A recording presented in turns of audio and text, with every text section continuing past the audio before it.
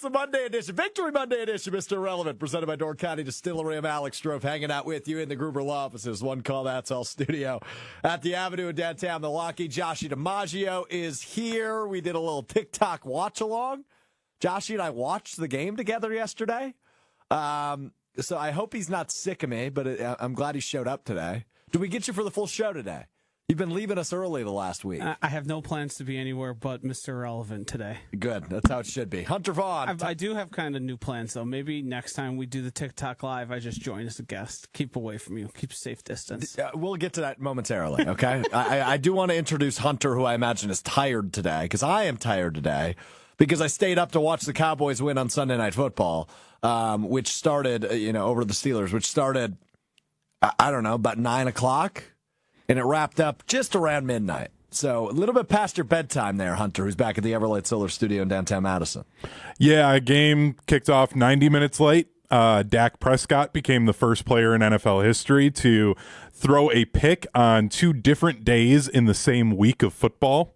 So they were doing everything they could to lose that game, but they figured out a way to win. So I'm tired, but happy the Cowboys didn't blow it, because they should have been up 20-3 at half. Yeah, that was it was a fun one to watch. Now, I saw the clip circulating of one of the offensive linemen saying Jayden Tolbert sprained his, what do we call them? Friends? Yeah. If you know what I'm saying? Yeah, he took I don't know how that was a fastball right to the undercarriage. Oh, it sure was. To the cojones, yeah. To the undercarriage. I like that. Yeah, look, I mean, it was a fun game. It was a really fun day of football, and we'll talk about that a bit later. I think Week 5 totally delivered. I mean, 1, 2, 3, 4, 5, 6, 7, 8, 9. 9 games on Sunday were separated by a touchdown or less. Like, that's a day of football delivering. Giants and Seahawks was a 9-point game. That one doesn't count. 16-point win for the Broncos. A huge win for the Commanders over the Browns, who are just a total dumpster fire. And then the Bears got a big win as well over the Panthers. But every other game, which includes Thursday night, was separated by a touchdown or less. So 10 total games this week separated by 7 or less points. That's bananas. I mean, that's a heck of a week of football right there. And it shows you the margin for error in the NFL is just so tiny. And I think we saw that yesterday against the Rams for the Green Bay Packers. It is a victory Monday. The Packers get it done against the Rams yesterday. A final of 24-19. I don't know if the final score really indicates what that game was. It was all Packers all the time, but just not maybe the fashion we wanted to see it, right? You saw Stafford pulled the Rams close, and he made it interesting towards the end, but ultimately the Packers come out on top. They lead from the get-go and kind of, actually they don't lead from the get-go. They didn't lead at halftime after the pick six. But a win's a win, and I think that's the way you can walk away from Sunday's win for the Packers is a win is a win, and although it wasn't as dominant or maybe as sexy as you want it to be, and Jordan Love maybe didn't look as good as you wanted him to, it still felt like that was a Packers win throughout the entirety of that game. The Rams had that big second quarter, which gave them a 13-10 lead at halftime, but then the Packers come out and score 2 touchdowns in the third quarter and kind of put it to rest then. And I just... Josh and I were watching it together, which we will talk about now.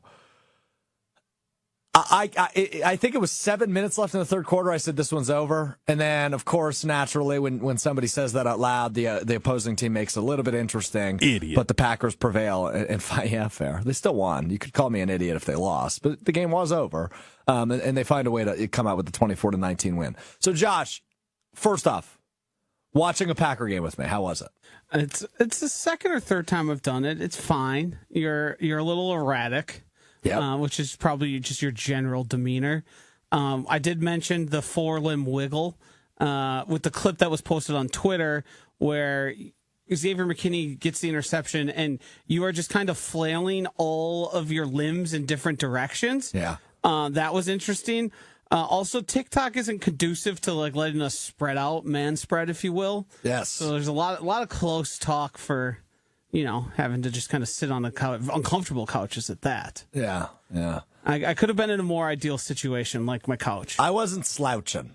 I was at some points. I had my feet up. Yeah. But it was a little bit. It was a little. I'm interested that you decided to say this game, the score is not indicative of the game it was. It feels like exactly how the game was to me. I felt like...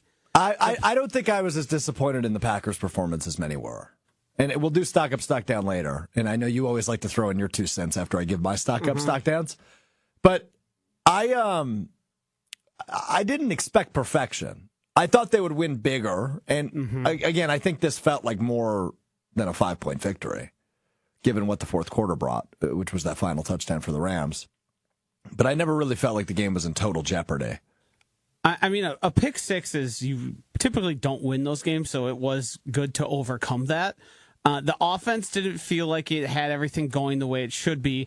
Kyron Williams' ability to just run the ball seemingly at will is not something you like to see. The pass rush being non-existent unless they're bringing like all that stuff. I think this team's going to be a lot better than they currently are. There's obviously players getting better on the field every single week. Evan Williams play a full game, which was surprising to see after all of that. But I love the team in tackles and pass deflections, tied with McKinney. It didn't feel as clean as it should for a team that, with the Rams, the defense was described as in disarray heading into the week. And then an offensive line that has down 3 guys. They didn't have 3 of their preferred starters available to them in the week. Like, it feels, and we never apologize for wins. Never going to happen, apologize, especially on the road. But it could have felt cleaner, healthier, more sustained. Just it didn't feel good watching that game. Yeah, I mean, obviously that last offensive drive, which ended in turnover rundowns for the Rams, I think we were all a little bit holding our breath, saying, "Okay, what can the defense do here? Will there be enough time?" Well, the Packers, I think they had 2 timeouts at the time, right? Can they get a crucial stop, and then, if they don't, can the offense come out and score some points? Luckily, we didn't have to see that. I was happy to obviously see the way in which the Packers defense held them. And keep in mind, 7 of those points came from the Rams defense. So if you're only allowing an opposing offense, albeit injured, still led by Matthew Stafford, a Hall of Fame quarterback, if you're able to hold them to 12 points, and, if we want to call it an even 14, we can, obviously, with the missed 2-point conversion, I think you feel really good about that performance every week. But the Packers only scoring 24 is actually what was more concerning to me than the Rams 19 and the defense's efforts. Now, of course, yes, you still don't have a Rashawn Gary sack since week 1 to look at. Quay Walker looked lost several times yesterday. There are certainly things you can nitpick from the win.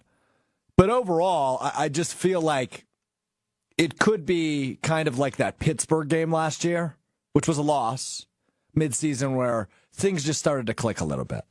That's how I view yesterday's game. Now, we'll see fully on Sunday when they play Arizona. But this feels like a game that is going to send them on the right direction to being the contender we know they can be. I just don't feel like they're too contender level yet.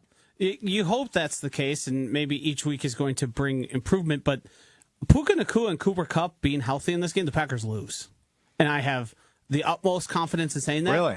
And I don't think the Packers win any more convincingly with a Romeo Doubs or a Christian Watson in this game. So your point is, those two, Kupp and Nacua, move the needle a lot more than a Watson and Doubs. Yes, and that the passing seemed relatively easy when you consider you're throwing to Tutu Atwell, Jordan Whittington, DeMarcus Robinson, and Tyler Johnson, and Colby Parkinson. Hey, don't forget about Colby Parkinson. That's our guy. Colby Parkinson, bless his heart, should not be that much of a focal point for any offense in the NFL. Bless his heart, he says.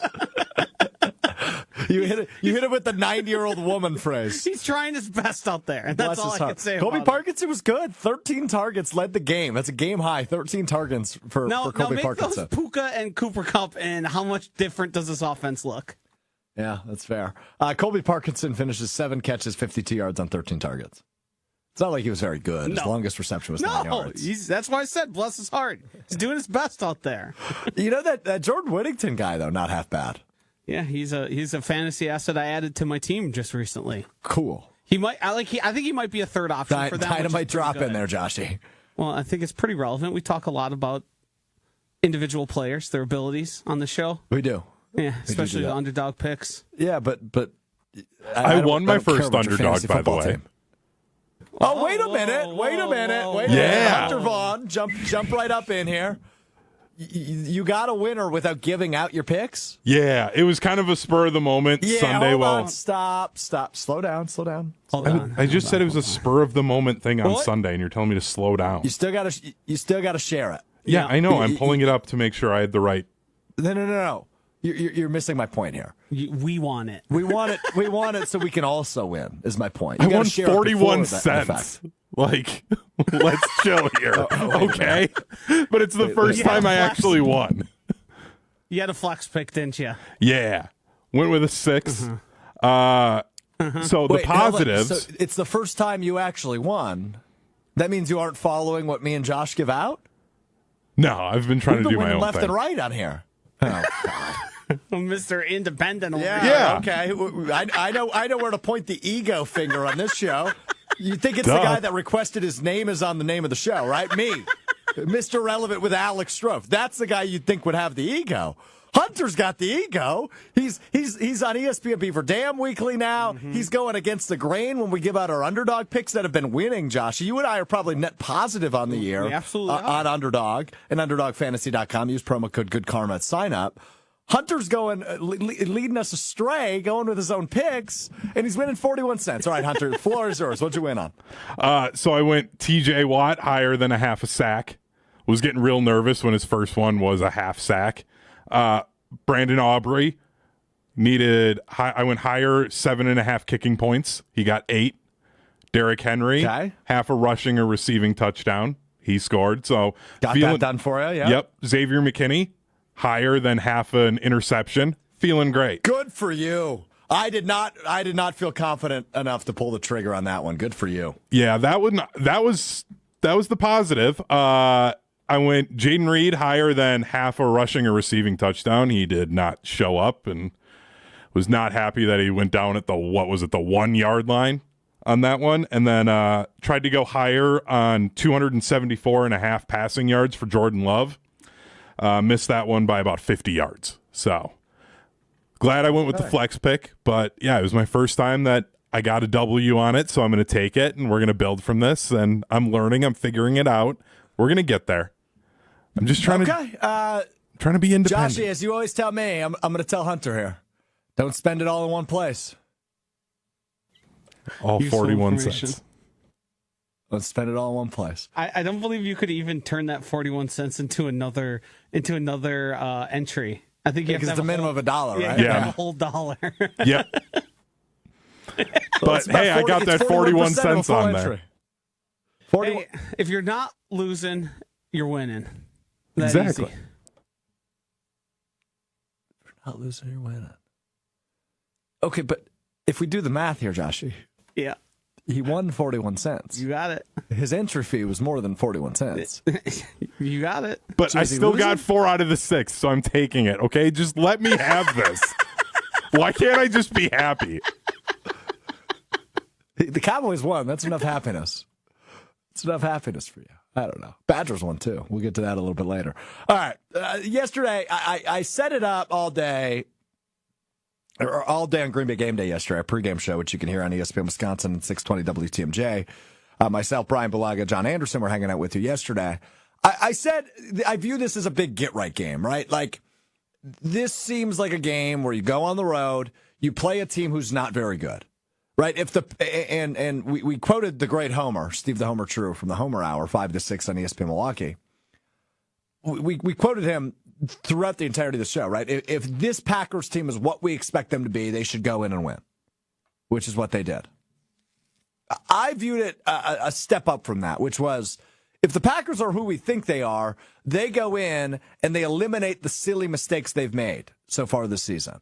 And I get that it's only game 3 of Jordan Love, right? Week 1, week 4, week 5 are the only 3 games that Jordan Love has played so far. So, I wanted it to look like Jordan Love's best performance. I don't know that we can walk away saying that.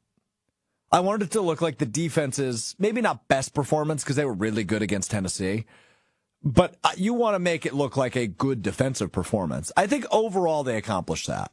2 turnovers, got to Stafford 3 times, held their offense to 12 points.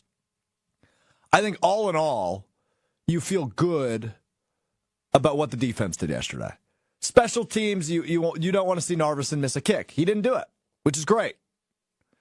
So you checked, in my opinion, I think you checked 2 of the 3 boxes for the most part of what you wanted to walk away from in order to call it a get-right game. Jordan Love is the box you didn't check, which feels like maybe the biggest box. It wasn't Jordan Love's best game. Not of his career, obviously, but certainly not of the season either. I still think Philadelphia is probably his best game of the 3 he's played. Jordan Love has to be better. He just has to be. You pay a quarterback that much money, he can't go 15 of 26 for 224 yards, 2 touchdowns, and a pick 6. And I get it was his first career pick 6, and everything that happened on that specific play, disgusting might not even be a strong enough word. It was fundamentally one of the worst football plays we've seen all season, not just by the Packers, by any NFL team. And the Cleveland Browns are in the NFL. Jordan Love flailing in the back of the end zone. Nah, he didn't flail. He more kind of dove and threw it half in the air and just lands in the hands of a defender who's 3 yards outside the end zone. Rasheed Walker not blocking anybody, then flailing his arm, signaling to Love, hey, get rid of the ball. Everything about that pick 6 was fundamentally disgusting. All right, so let's not cut any breaks on that one. It was maybe the worst play of Love's career. And he's had some bad ones. He had a bad one last week against Minnesota. That play might go down as one of the worst plays of Jordan Love's career. Outside of that, though, Love wasn't great. He had some great moments and some great throws. Tucker Kraft had some great moments. The early deep ball to Jayden Reed that set up the first touchdown was a phenomenal throw. Phenomenal.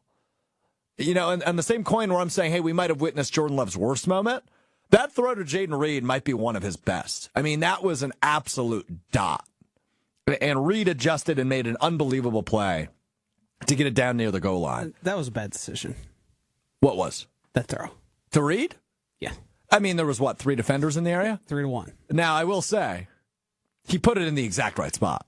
Yeah, I also think if that safety just knows Agreed. Where to go, how to read a pass, that should just be an interception. Probably should have been an interception. Yeah. But risky throws equal great reward, right? Like we saw the Lamar play everybody's talking about from yesterday. You see a fumble, and then he stiff arms a dude 25 yards behind the line of scrimmage and throws a bullet into the end zone for a touchdown. Risky plays sometimes pay off. Sometimes they don't. And we know that all too well when Brett Favre was the quarterback in Green Bay for how long. That was a risky throw, Joshy, but it was a terrific throw by Jordan Love, and it was a terrific adjustment and catch by Jayden Reed. So, all in all, you saw high moments, you saw low moments from Jordan Love, but I think ultimately Jordan Love needs to be better. And I might even go as far as to say he needs to be much better than he was yesterday. If this team is reaching the potential that we all anticipated and expected this year. The real expectation of the Packers is they should be contending for the NFC Championship. They should be a Super Bowl caliber team. I don't think through 5 weeks you can make that decision. And that brings me to my big concerns through the first 5 weeks. Love is one of them. I'm not saying Love's not the dude. I'm not saying, you paid him. I'm not saying any of that. I still believe in Jordan Love. I still think Jordan Love, at some point in his career, I don't think it'll be this year, but at some point in his career can be an MVP candidate. I think he can be, one of the best top 3 quarterbacks in the NFL. But through 5 weeks and really 3 weeks for him, he's kind of just looked mid. Which I think in a Matt LaFleur offense, clearly you saw a dude do it for 2 weeks. You can win with mid quarterback play in a Matt LaFleur offense. You can. Malik Willis went 2-0. Jordan Love can play mediocre or all right or okay or good. And you can still win football games, especially against bad teams. So again, I'm not killing Jordan Love today. I just didn't think he was very good. He was fine. But if you want to get to the level of Detroit and San Francisco and Philadelphia and truthfully competing in the NFC, Love needs to be one of the best quarterbacks in the NFC. Because that's what's going to put you over the top. And again, I think you have a good enough roster, you have a good enough coaching staff that you can alleviate maybe some issues, which Love has had plenty of in his first 3 starts of the year. But I don't think he was good enough yesterday. That is what it is. The other concerns, the pass rush is still a little concerning. And obviously the run defense, which seemingly is a concern every single year with the Packers. 3 sacks is good. You like to see the evolution of guys like Carl Brooks here in year 2, who got there. Kobe Wooden at half of a sack. Carl Brooks at a sack and a half. Like, you feel good about some of those guys and the way they were able to pressure the quarterback. But you'd like to see more. You'd like to see them get home a little bit more. And, you know, I felt like they did it. You know, they were reminding Stafford they were there. They just weren't there fast enough. So you'd like to see that take a step forward. Josh is giving me quite the look right now. They didn't create pressure unless they brought extra guys. Yeah, and what you mean when they rush 4? Yes. They weren't bringing pressure? Yeah. Right now, the Green Bay Packers are Oh, he's going to throw stats. 32nd in the NFL in pass rush win rate. Ooh. 32nd, you might know, is the worst in the NFL. And for all those out there listening, there are only 32 teams, and there is none worse than the Green Bay Packers. Okay, so I did not know that. Yes. Look, I'm no expert, I'm a fan, right? When I make evaluations, I'm going strictly off the eye test. I did not know the stat. That's depressing. Yes. I'm actually surprised by that, though. I figured there would be teams worse than that. Nope. And I mean, largely is one specific guy who was paid to be an elite pass rusher who's not there. But with 4 right now, the Packers are seemingly incapable of creating pressure. The Rams didn't have 3 of their preferred starters out there on the offensive line. And I know there was 8 sacks in that Tennessee Titans game, but their right tackle's a fantasy analyst. So take that with a grain of salt. You can't win. This is not going to work. Wait, is their right tackle actually a fantasy football analyst? Yeah, the Titans. Who? The guy with the hyphenated name. I don't know it, but he analyzes fantasy football? Yeah, if you paid attention on the Friday show before that game, you would have known. Pay attention to your own show, dude. So first off, I wasn't on that show because I was traveling to Nashville. Yeah, I know. You can still pay attention to your own show. Flick on a little YouTube vid. Yeah. Right. You know what I do when I miss a show that I want to hear? I did it actually with Green Bay Game Day. I go to the YouTube, especially if it's still live, put it on 1.5 speed. Catch up. Listen to it quick. Dude, the snap there was both sass and clever. That's a pretty good snap. I got a great snap. Hold on, one more time. It sounds like something's popping. Okay, that's enough. All right, good stuff. Hey, you'll like this from Chef Ed, Joshy. On the ESPN Milwaukee YouTube chat, our guy Chef Ed says, they really need to clean up all the mental mistakes. True. I imagine this is a very penalized football team in terms of the NFL rankings. Josh, if you want to pull that up. But you'll really like this from Chef Ed. Gary is a statue from the neck up. He's a bust. Come on, what do you think, Joshy? Not bad. Not bad from Chef Ed. He's a statue from the neck up? Yeah, a bust. That's what they call it. Oh, now you got it. Yeah. Pretty good. I thought he was calling him dumb. I was like, I don't think that necessarily about the guy. The Rashawn Gary thing's fascinating because what do you do about it? Like, unless there's some nagging injury we're unaware of, he simply looks like he can't do speed to power, and he doesn't look like he should be rushing the pass. So I was just about to ask, do you go with Smith and Preston Smith and Lucas Van Ness? Do you go Smith and Igbare? Do you kind of do a rotating cast on one end? What do you do there? His snap count did come down. I actually have it right here at handy. He was only 63% of snaps, 49. Van Ness was next at 54, and Igbare was 36%. Where was Smith? He's kind of right at 50, actually. Exact. I think. So they play all 4 of them pretty evenly. Yeah. Preston Smith at 50% is probably the most you want to use Preston Smith at this point of his career. But I do think that if Igbare is going to at least make game-changing plays, it's not always going to be in a pass-rushing position. But, like, you're going to – those other 3 guys should be splitting pretty much evenly at this point because you could see a case for Rashawn Gary, like – we know what he is. We've seen him be much better than he is currently. Yeah, of course. So you don't want to just take him off the field and bench him. But if you're not producing, we got to try other things. And those other things are Lucas Van Ness and JJ Igbare. Totally. Yeah. So there are plenty of concerns, plenty of things to be concerned about through 5 weeks. But the good news is you're 3-2. You're keeping pace with everybody in your division outside of the Vikings. I mean, they might be good. 5-0 the Vikings are. Hunter, I want to go to you, though. I mean, I've kind of outlined the concerns. It's nice that we're not talking about a kicker today, which we've done the other 4 weeks. If you noticed on the last lower third that we had on the screen, somebody actually got Packers uniform put on there because he didn't miss a kick. So, oh yeah, Narvison. I forgot about the little game we were playing. Literally, as soon as we brought it up last week, then boom, Yeah. he finally actually does what a kicker should do and gets the Packers uniform now. For those of you that maybe missed it, I think this was Wednesday's show last week. I said to Hunter he was still using a picture of Braden Narvison as a Titan. And I said, hey, he's been here a month. It's time to update the picture. And Hunter said, nope, not until he goes a game without missing a kick. So now you see on the screen, Braden Narvison was Sunday a Get Right game with a picture of Braden Narvison. He needs to change that number. It's a bad number for a kicker. 44? Yeah. Oh, That's a great number. Yeah, I think that's tough. Also, Jim Nance did Narvison dirty. Yeah, I heard about this. Nervous Narvison. Nervy Narvy. Yeah, isn't that good? Man, I mean, you could say mean. Jim Nance did him dirty, but that's fantastic. Like that is a pro broadcaster. It was the perfect name to give him, not one I'm sure he wants following him. No, you're totally right about that. I mean, that is so good. Go ahead, Hunter. Yeah, I was just going to say, like, one, if you go away from Rashawn Gary, it's not like Lucas Van Ness has been any better. So you're not really improving anything there unless more snaps is what he needs. But, like, you know, for being a first-round pick, he isn't impacting things the way you'd want. Maybe not in the sack category, but I think he's getting home a little bit better than Gary is. Because I know, I think on 2 of the sacks yesterday, Van Ness was in the backfield. He just didn't have a hand on the quarterback. So I don't know. I've been impressed with him. It seems like he's making a jump from year 1 to year 2, which is obviously what you look for in a first-round pick that didn't play a ton last year.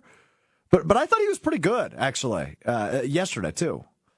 I'm not going to sit here. So I'm with you, Hunter. I'm not going to sit here and call that a total improvement, right? Because Rashawn Gary is one of the highest-paid edge rushers in the NFL. He needs to play like one. And I don't think that's the expectation for Lucas Van Ness, obviously. So it says a heck of a lot more about Rashawn Gary's lack of success and lack of win rate than it does about Van Ness's seemingly good jump from a year ago. I've actually been impressed with him through 5 weeks. Yeah, and like I'm not saying that like Van Ness is garbage. I just like what you should be getting from somebody like Rashawn Gary, like that's just not what Lucas Van Ness's game is going to be. Like he's a first and second down D end. Like that's probably what he is going to be. Maybe he gets to a point where he's playing more third down, but that's probably not what he is. And I think too, like the big thing for this conversation of like being concerned after a win is just the fact that like we know what this team should be and what the expectation is for this season. And right now, based on all of the information we have, they are not anywhere. I don't think this team's anywhere close to being a true contender for the NFC. I think they can still get there, but at this point, like they're not there, and that's why it's concerning because at least the other teams, like Detroit, you're seeing like, okay, I can see what Detroit's they're there. Yep, like you can see it. Minnesota is showing the things where you're like, okay, I think they can probably be competing here late in the season. Yeah, the thing is with Minnesota, and I know everybody's hesitating to buy into them. Look, I will say this definitively: they're a playoff team. I have no doubts about that. Right at 5-0, they'd really have to screw up the final 12 weeks. And maybe Sam Darnold comes back down to Jets Sam Darnold level. I don't see that happening though. And look, the Bears are 3-2. Like this is a good division. So the Packers need to take that next step, but the good news is they got the win they needed, right? And the only thing that comes down to where you're heading to next, postseason or draft prep, essentially, is how many games you win. So the Packers at 3-2, with the Cardinals coming up next, the Texans in 2 weeks, and then at the Jaguars in 3 weeks. You feel really good about the schedule and the way they'll be able to separate the win-loss count a little bit, but you need to be able to see it too. Right? The eye test does matter. And I don't know that they're passing the eye test of a Super Bowl caliber team yet. The Lions are. I'm with you. The Vikings, they're close. I mean, what they've been able to sustain for the last 5 weeks is a little absurd, but it's super impressive. Elsewhere in the NFC, San Francisco's down because they're beat out. I mean, they're actually pretty outside of Christian McCaffrey back to full health now, and they lost again yesterday. So I don't know if they're just in a slump, if they're figuring things out, but you know they're going to be there at the end. The Eagles, too, right? Like, that's a team who they've had the rocky weeks, but they're going to be there in the end. You're Cowboys, Hunter, right? Like, nice showing from them last night. They'll be around. Who's going to represent the NFC South? It seems like they've got two pretty good teams in the Bucs, or three really good teams in the Bucs, Falcons, and Saints. So it's still early enough where I don't think there's a ton of separation going on, but there's like 9 teams where it's like, okay, which one of you are the best? You know, the Vikings by default at 5-0 are at the top of that list, and the Lions at 3-1, and you just saw them on national TV a week ago today. They're in the conversation too, so you've certainly got to pick it up. Yeah, and I just think of like all of those 9 teams, I think we could go through all of them except right now the Packers and be like, okay, how are they going to win games this season and keep winning games this year? The Packers, I'm still not sure how they're going to do that because like the running game hasn't been as consistent as we thought that it would be with Josh Jacobs. Obviously, Jordan Love, like, you can't help the fact that he was hurt the last 2 weeks, but it's not like you can say, okay, they're just going to throw it 40 times a game with Jordan Love. He's going to carry the team through to these wins. The defense hasn't been consistent enough to say, like the Bears has been, of we can lean on the defense. The offense just needs to get a couple of points here and there, and that'll be enough to win the games. The Packers aren't at that point yet. And that's what's concerning to me is the fact that, like, at least at this point, everybody else, you see their paths to victory. Yeah, look, it's still early, right? It's still early October, mid-October. But listen to this stretch to finish the season for the Packers. 5 NFC teams in the month of December. Well, and the final game is in January. But starting December 5th, Thursday night at the Lions. Then the following Sunday night, December 15th, at the Seahawks. Monday Night Football against the Saints at Lambeau. And then you round out the season going to Minnesota and hosting Chicago. Those are 5 NFC teams, all of which, as it stands right now, are either a wild card team, a division champ, or a team just on the outside looking in. So you're going to have a heck of a stretch there to finish out the season against 5 NFC opponents. Lions, Seahawks, Saints, Vikings, Bears. That's when you're going to know what they're made of. That 5-game stretch is going to be crucial for knowing what the Packers are going into the postseason. And ultimately, that 5-game stretch could break whether or not you're going to make the postseason, depending on how the next couple of weeks go. But I think you feel good about them and hope they can be 6-2 after Jacksonville. And you create a little separation, hoping you only need to win 4 or 5 more games, and you're good to go. So we will continue to break down the Packers win over the Rams coming up next, as we do what we do every Monday. Stock up, stock down for Packers players following the win, 24-19 over the Los Angeles Rams out in Inglewood. Packers now 3-2 on the year. Every team in the NFC North is 3 or more wins. Bears 3-2, Packers 3-2, Detroit 3-1. They had their bye this week, and Minnesota a perfect 5-0. NFC North. I told you this is going to be a good division. Caleb Williams might not have played football all of a sudden. I mean, come on. It's a good division. And the Packers get a win. They're still in the race. We're good. We're good. Plenty to be concerned about, but plenty to feel good about as we play stock up, stock down coming up next. First, got to tell you about my friends at Door County Distillery. Locally produced, handcrafted, and award-winning spirits made locally in beautiful Door County. I always say football season is whiskey season. I did have a glass or two of the Door County Distillery bourbon last night on that late Sunday night football game. The rain delay, so I made a little dinner, poured myself a little bourbon, sat on the couch, enjoyed football. Late football. It wasn't until about midnight. Good nightcap, though.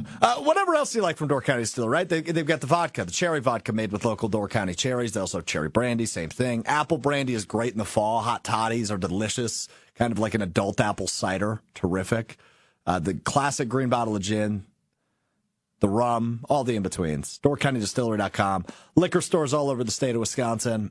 Affordable, local, delicious, award-winning. Check them out, DoorCountyDistillery.com. We'll step aside for 60 when we come back. Stock up, stock down, following the Week 5 win for the Packers over the Rams. That's next. It's Mr. Irrelevant. I'm Alex Strouf. Back in Carlsville at the legendary Door County Distillery with my buddy Rob from Door County Distillery, and we have a Door County Distillery exclusive in front of us right now, Rob.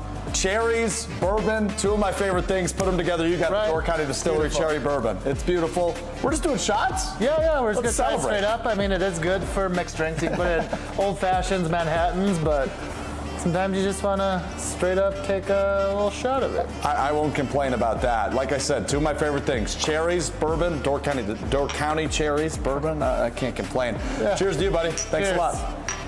Prost. Ooh, that's tasty. Oh, that's good. Yep. That's really smooth. Get that cherry flavor. Yep. Not a whole lot of burn. Beautiful.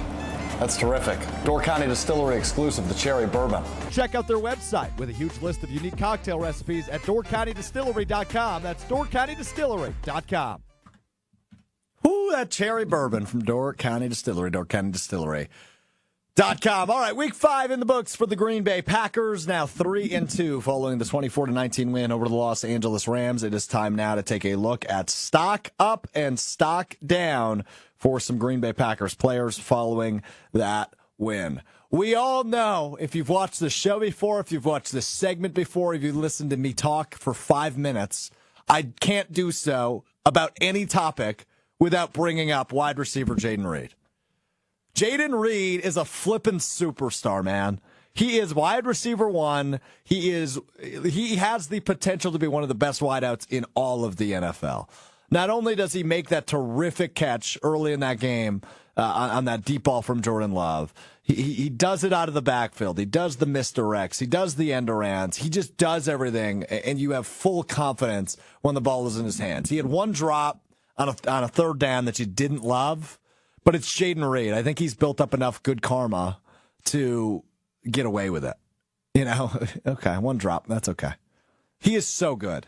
And not only from this game and this young season that we are now 5 weeks into, is Jayden Reed's stock up. Listen to what he had to say after the game in L.A. when describing himself. All good wide receivers need a little bit of an ego. Jayden Reed certainly has one, and it came out during his post-game availability. Take a listen. I seen trust, man. I seen trust from 10, and it was 3 guys. I looked up, and I just told myself, you got to make the play. They used to say in college, Reed down there somewhere, so just throw it up. But, yeah, so that's trust from 10, man. I can't throw the ball, so, I just got to make the play. Bleepin' Reed is down there somewhere. Just throw it up. That's what Jordan Love did, and it worked out all right for the Packers, leading to their first touchdown in that game against the Rams. Bleepin' Reed is down there somewhere. Just throw it up. Yeah. Tell me you don't love that confidence. I mean, I loved that confidence until they did that against the Badgers at Michigan State, and he converted that 3rd and 17 to win the game. Hey, Hunter. And when Bleepin' Reed ain't down there against the Badgers, guess what he's doing? He's throwing the football. He threw a touchdown pass against the Badgers a couple of years ago during his time at Michigan State. Bleepin' Reed is down there somewhere. Just throw it up. That's so good. Should we make T-shirts? Joshy, thoughts? Do we make T-shirts that just say Bleepin' Reed is down there somewhere? No, because it's a stolen thing from Kyler Murray and DeAndre Hopkins. Did you see the air Hopkins go out of the wind went out of his sails as soon as you said that? You just crushed him. There's a famous like Hail Mary-ish type play from Kyler where he said post game, bleep it, DeAndre down there somewhere. And that is something that has now been repurposed.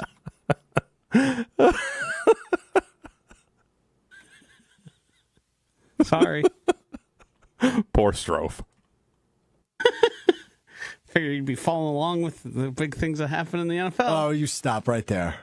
Bleepin' Reed is down there somewhere. Just throw it up. That's so good. I don't care if DeAndre Hopkins did it first. I don't care if Kyler Murray did it first. Jayden Reed self-appointed it to himself. That's way cooler than Kyler Murray saying it about DeAndre Hopkins. That's like me saying, yeah, Bleepin' Strouf's in the studio somewhere. Just grab him. He's going to make radio gold. Right? Like that, to have the self-confidence of Jayden Reed to self-assess that way. That's pretty sweet.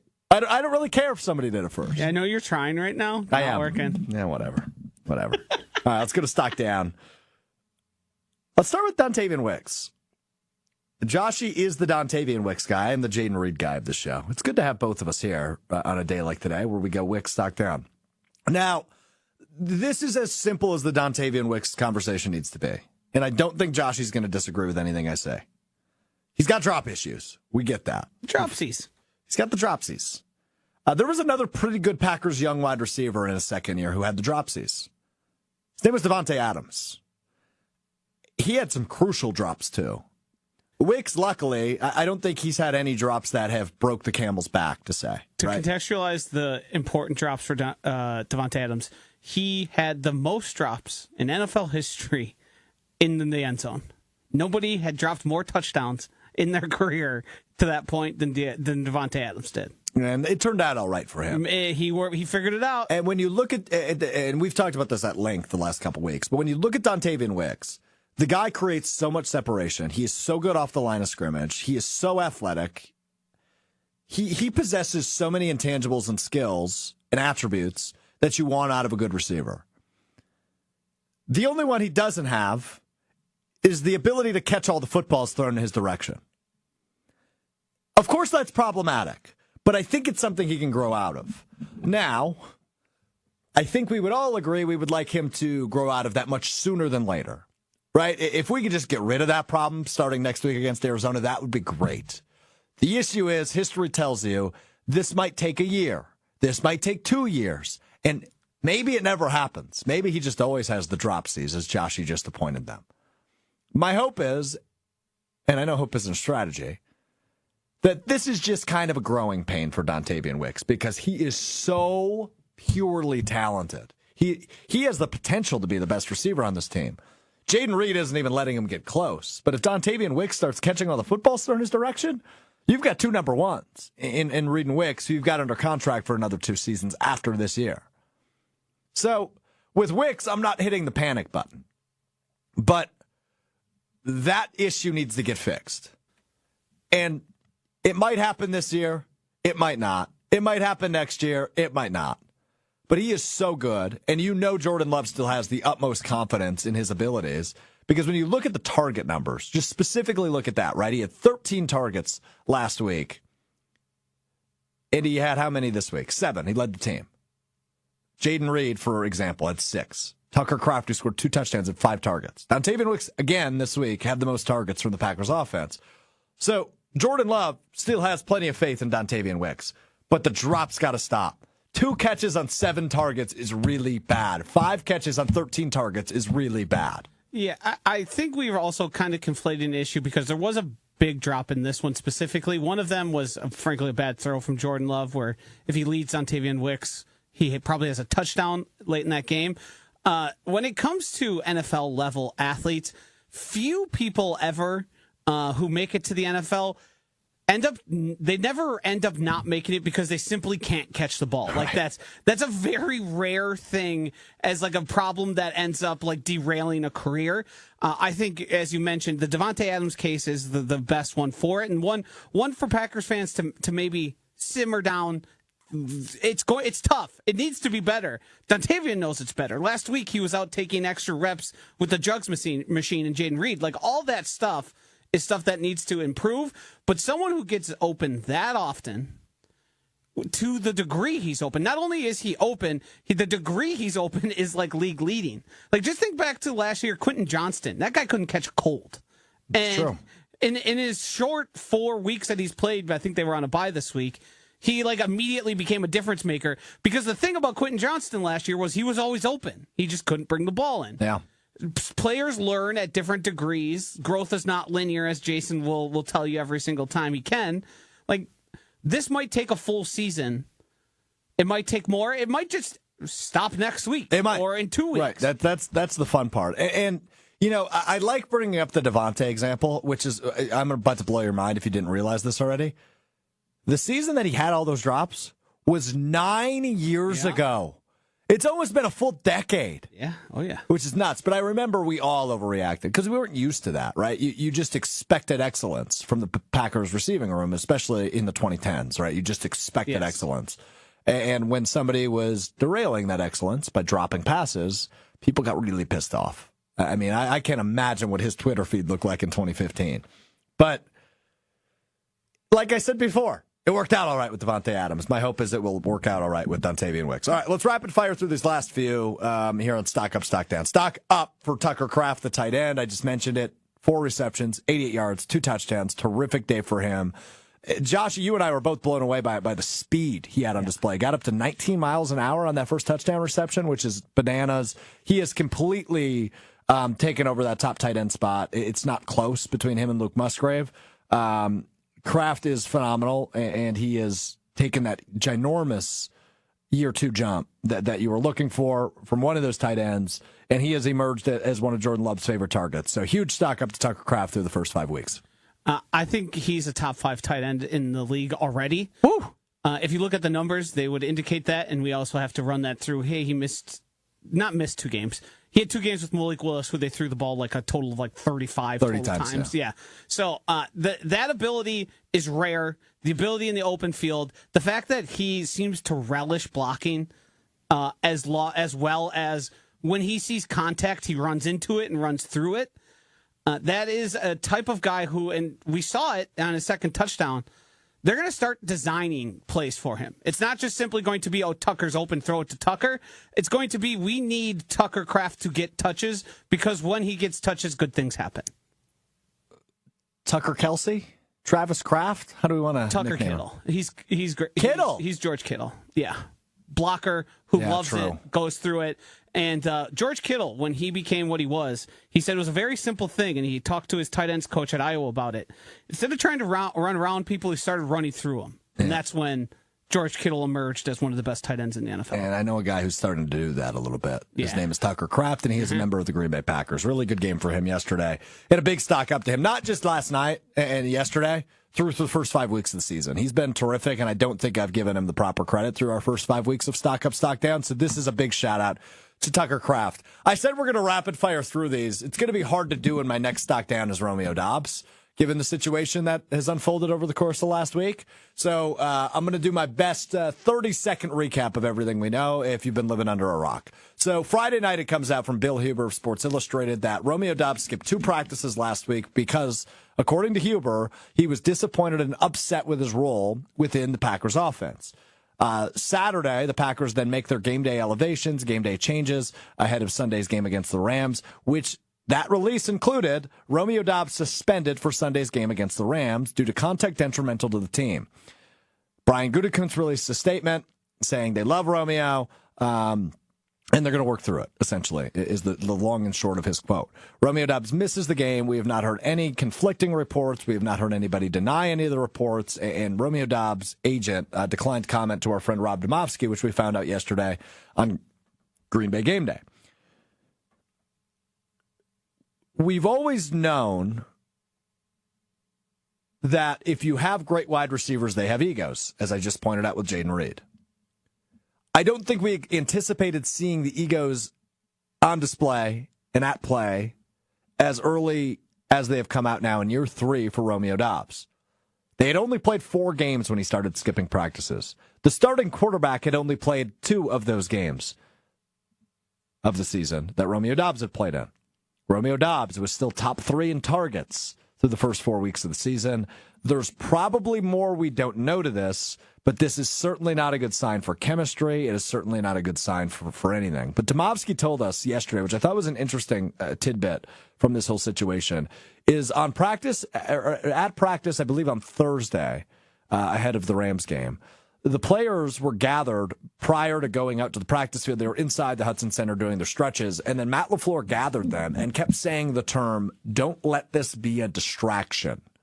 And at the time, the reporters didn't really know what it was related to.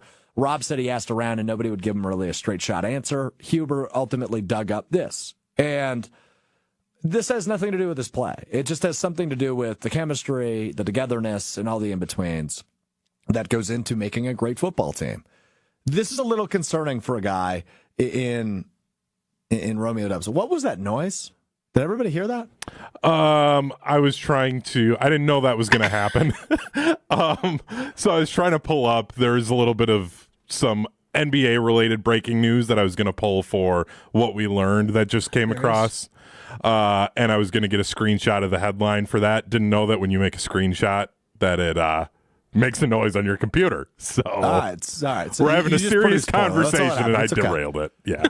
Yeah, it's all right, dude. It's all right. So the long and short of this is has nothing to do with this play. The Packers typically have been pretty good at navigating situations like this. Jair last year, a little bit different. But not showing up to work is a choice. And I don't know how that's going to work in Doubs' favor. But the hope is he rejoins the team this week. They play Arizona. Let's say he gets in the end zone a time or two. I think we can move forward and act like it never happened. This is the type of thing that I think the Packers will be hesitant to ever trust Romeo Doubs again. Yeah, I don't think this looks good in terms of when, he's in year 3. At the end of year 3 is typically when you start looking at contract extensions. Yep. I would guess that will not be the case. If you start breaking it down by strict numbers, Romeo Doubs trailed by 2 targets to both Dontavian Wicks and Jayden Reed to that point of the season. Yeah. Obviously, there was a game install that happened, and Romeo Doubs wasn't happy with what the install was. Mm-hmm. And if you break it down with the information we have now, as I fully believe this is strictly having to do with his role as reported by Bill Huber. Maybe there's other factors that we'll learn about that could be added to it, but this feels like a guy who thinks he's far and above better than the other 2 guys, and he should be a focal point of the offense instead of a complement, which to me I think is... I sent this in a group text message. This isn't quite Josh Jones, the defensive back, requesting a trade in minicamp, but it's also not that far away. Because Romeo Doubs, what have you done? Where do you stand on... You're not CeeDee Lamb. You're not Jamar Chase. You're not Justin Jefferson, right? You're not even the tier below that. No. He's a good complementary piece.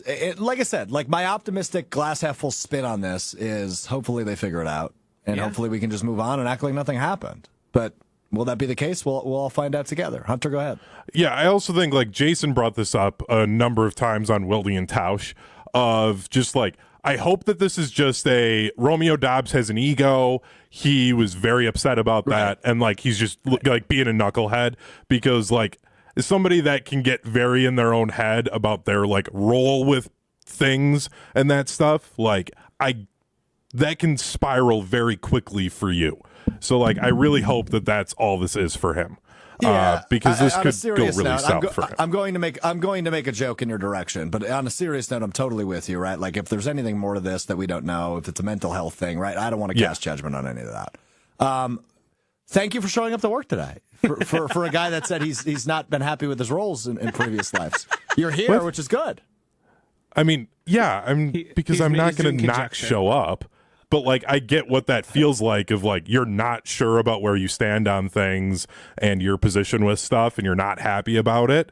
I can get how you can quickly spiral out of that. The one thing that makes me, and I agree with what both of you said, obviously all that mental health stuff, and especially regarding what you mean to, your life's work at this point. The fact that the Packers suspended him makes me feel like there's really only 2 cases here. Either it's truly he's unhappy with his role and it's not anything deeper, or the Packers totally missed the boat on this and punished a guy who shouldn't be punished. Yeah. Because I don't think if when the head of security went over to Romeo Doubs' house to do a wellness check on him to make sure, hey, we haven't heard from you in 2 days, what's going on here, I think that was a thing that would probably likely come up, or there would be some indication there was enough time had surpassed between him initially missing practice to when the suspension came down that something would have come out, or they wouldn't have gone the suspension route. Yeah, is how I feel about it. I think you're spot on. So we'll see. I think more will come out of this, right? Doubs is going to talk in his locker on Wednesday. Yeah, Kurt Benkert says there's something else going on here. So take that with a grain of salt. We trust his word on that. Yeah. All right, just rapid fire. I don't know that a whole lot of analysis is necessary here. Stock up. The remaining stocks up I have. Xavier McKinney got another interception. That's 5-5. Carl Brooks, 1.5. Colby Wooden, half sack. Good play by the interior defensive line. Down Devontae Wyatt, who's maybe been your best interior defensive lineman. Stock down. Quay Walker-ish. He just looks lost sometimes. Makes me sad. And then a neutral stock. No movement here for Jordan Love or Braden Arbison. That is our stock up, stock down rendition. Is Cooper should be near stock up? Yeah, probably. Evan Williams? Oh, God, yeah. Yeah, both those guys. Dude, Goody's been hitting these draft picks defensively. Yeah.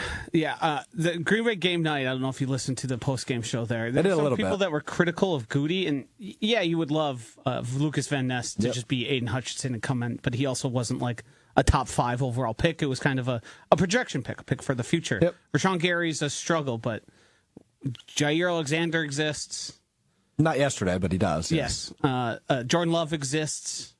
Latavian Wicks, Jayden Reed, Tucker Kraft. There's a lot of hits, a lot of them. Zach Tom, Yeah, totally. arguably one of the best right tackles in all of football. Yeah, there's a ton of good hits. And some of these depth picks defensively are maybe the most impressive part, right? The Carl Brookses of the world is such an impressive stuff from Goody.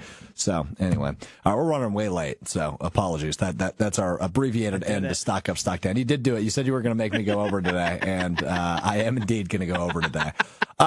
This breaking NBA news that Hunter wants to get to, I actually want to jump right to that. So let's get to what we learned. You learn something new every day. We learn something new today. We all learned it together. Josh, do you have any idea what he's referring to? Just yes or no? Yes, 100%. Okay, I do as well. So let's just react together. I feel like this is great for our team at ESPN. Shams Charania is going to replace Adrian Wojnarowski as the ESPN's new senior NBA insider. So, Woj, as we talked about a couple weeks ago, retired, is now the general manager for St. Bonaventure men's basketball. Go Bonnies. And now Shams, who was a free agent, he was previously he's been with a bunch of different places, Yahoo Sports, The Athletic, Stadium, but all of his contracts were up. Timing worked out all right for Shams to head to ESPN. Woj was obviously a longtime mentor of Shams. But you got the best up and comer, man. He's young too. Do you realize how old he is? He's I've because 30. I heard him on Levitard's show in the past. He 30 years old. He started doing this at 25 and was just one of the most connected people when some of us were barely graduating college. You know what I do best, Josh, is I make something about me. Oh, right? Yeah, here we go. Yep. So last week I was over at Bucks Media Day, and I was talking to Dan Smichek, who's kind of their senior PR guy. And I said to Dan, I don't know that we've ever met in person, but back when I was 15, you gave me a credential to a preseason game at the Resch Center in Green Bay. And I was very appreciative of that because, I couldn't even drive a car yet, right? And he goes, oh, cool, man. Whatever, right? He just kind of, but then he goes, Alex, you know who else I did that for? I go, who? He goes, Shams Charania credits me with starting his career. Wow. So you're just like him. So me and Shams, 2 peas in a pod. I mean, come on. God. Come on. The growth is a little more exponential for our guy, Shams. Yeah. I feel like Shams actually fully took advantage of that. But notice how Joshy goes, our guy. I love that. Go ahead. Yeah. This makes me happy for two things. Shams was the only other guy really in the NBA in terms of the insider game, so it was an obvious move. But it also keeps Jeff Passan where he is, who I really like Jeff Passan as the... Wait, was he going to go to NBA? There was rumors of him possibly moving to the NBA. So to me, it makes me happy because there are two guys that I like going to have roles that we're going to be paying a lot of attention to. I think Jeff's great for baseball. I think Baseball Insider is a special, weird type of place. With just where baseball is as a whole. So, yeah, it's a kind of a double thing because I believe Passan also tweeted that I'm not going anywhere gif. Oh, that's terrific. Yes. Uh-huh. So, Schefter, Shams, Passan. Yeah, it's the best of the best. I mean, that is 3 for 3. That's right? a super team. Yeah. I mean, how many championships are they winning? Come on. Come on, dude. That's great news. So that's good to see here as we wrap up the show. All right, last thing for you fellas. Saints at Chiefs tonight, Monday Night Football on ESPN, 7:15 kick. I think this is going to be a lot of points. I think we're going to see a lot of points tonight between the Saints, who have kind of gone downhill, right? They started the year out 2-0. They scored 40 points in each of the first 2 games, have now lost 2 in a row, held to 12 points against the Eagles, held to 24 last week against the Falcons. I think they're going to score 30 points tonight. I think the Chiefs are probably going to score in the 40s, and we're going to see some high scores tonight between these two teams. Over under only at 42.5 according to ESPN Bet, but I would guess we see some points. Who do you like on this one, Joshy? You mean team? Sorry, I was talking to intern Will back here. Intern Will's a stud, but he needs to shut the hell up when I'm trying to talk to you and do a show. Yeah. Okay? Chiefs or Saints? Who do you like? Chiefs. Yeah, I'm going to pick the Chiefs every week. I'm realizing I can't talk to interns like that, so I would like to officially say, Will, I'm very sorry. Please just shut up when I'm trying to talk to Josh, okay? I was talking to him, let's be clear. This is going to turn into Mr. Irrelevant with Josh DiMaggio because Strouf's going to get his ass fired. Real fast. Way to go. Real fast. Yeah, I might. No, Will knows he's my guy. It's all good. Okay, you like the Chiefs? Yes, I like the Chiefs. Okay, Chiefs. Hunter, who do you like? I mean, I kind of have to take the Chiefs if I want to keep the home life happy. So, Chiefs.